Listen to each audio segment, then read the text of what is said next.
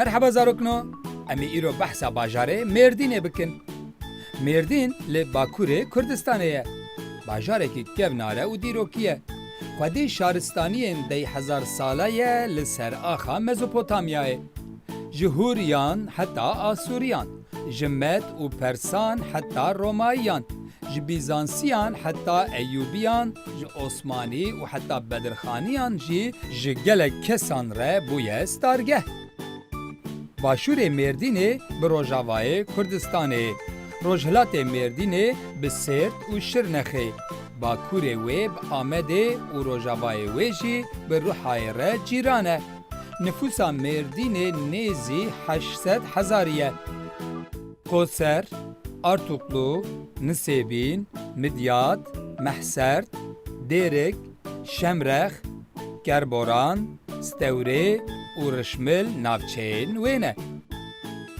Li herêmê fosfat, çimento û sîlika ji bo tuğle û kremîtan ji bin erdê dertê. Bajarê Mêrdînê bi xwezaya xwe jî gelekî xweş û dewlemend e. Gelek dêr, mizgev, pir û kelehên dîrokî li Mêrdînê hene.